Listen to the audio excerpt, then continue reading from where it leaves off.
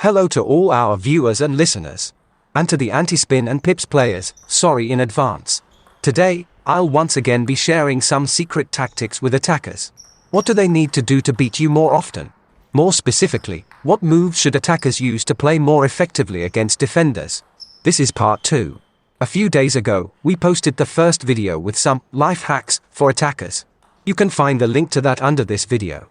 So today, we'll continue. And while the pips players rush to find rotten eggs and tomatoes, let's quickly figure out this topic and then head to the hall to try everything out. Alright, here's the next good idea for you. Choose which direction to attack. A defender has 3 main zones, right, left, and the body, essentially the torso area. There might even be a 4th, right under their feet, in front of the player and below table level. These zones aren't always equally effective for the defender. Often, a defender may be better at chopping with inverted rubber on the right than with long pips on the left, or vice versa. This varies by opponent, so you'll need to assess it each time. Even if this particular defender generally plays well on the left, he may struggle with the topspin of a specific attacker because the trajectory or speed is uncomfortable. So don't just attack in the direction you like or are used to. While we're making interesting and useful videos and reviews for you, drop by our TT Maximum store more often for your purchases. That's the best way to thank us for our videos. If you're aiming for effectiveness and results, focus and use your head, attack in different directions and observe how the defender reacts. If the defender handles everything well, returns challenging balls with ease, so he is comfortable. But if it's hard for you to attack back, try switching directions to create more problems for him. Attack on different sides. If you notice that the defender struggles more from a certain side or rubber, keep targeting it. Ideally, you should put your strengths against their weaknesses for success. If you try to attack the opponent's strong side, then you will flounder at the table, like a poop in the toilet. Even if you somehow make all your shots, it will wear you out quickly. For example, a defender with strong long pips on the backhand side can hold down most of the table with that side and force the attacker wide to the left, making it hard to target the defender's right hand. This is a position that favors the defender, as he is comfortable and you are either attacking less confidently or leaving the table wide open and risking not being ready if defender returns the ball to the opposite corner. This is a typical example of a defender forcing the attacker into an uncomfortable position against their strong side. You want a reverse if you want to avoid getting outplayed by a pips player. And remember that the body zone is another target. Not all players handle shots to their body well. They might return it, but with a high bounce or weak spin, or not have time to direct the ball to an uncomfortable place. So, attack the torso and see how they manage. And don't forget shots to their feet.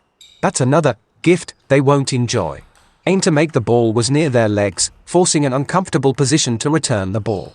If they return it, it's likely to be an easier shot for you, perhaps with a higher bounce. So, keep all this in mind. Attack in different directions and notice where it's easier or harder for them. Once you figure it out, keep pressing them where they struggle, but chaotic mix up the direction occasionally so they can't predict your next move. Alright, we've covered that. Let's move on to another life hack.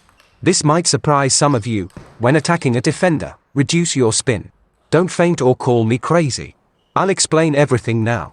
Defenders train a lot to chop against topspins. We have full attackers around us, so they stand and make topspins. And the defender chops. What doesn't a defender usually practice? A defender doesn't usually train a defense against flat attack. Flat or low spin. It's not usually trained on purpose. Flat attacks are rare. At tournaments, the defender also mostly plays against opponents who have a typical topspin as an attacking method. And he doesn't play much with opponents who don't have a normal topspin, but have some other attacking techniques. And what happens when a defender meets an attacker without topspin? The defender feels uncomfortable. He doesn't know how to chop well against flat attacks. He is not good at getting them back on the table as good as topspins. He doesn't have enough time to make a lot of backspin and to get the ball back low and precisely. So the defender returns balls that are easier for the attacker. If it's a higher level tournament, there are hardly any attackers without a normal topspin. If it's a lower level, then there is a type of player who looks like a topspin attacker, and they think they make topspins, but in reality they spin the ball much weaker due to lack of technique. And for a defender who is used to cutting off topspins, it will be difficult to play against such false topspins. Because the defender's reflexes are trained for a stronger spin on the topspin, and for a different bounce off the table, and for a slightly different flight path. In general, the defender will be uncomfortable and his effectiveness will be much lower when a striker plays against him with an attack that looks like a topspin, but the ball spins much weaker than a typical topspin. Let's call it a fake topspin. The defender will have situations when the ball flies too high at chopping or vice versa low, and even under the table.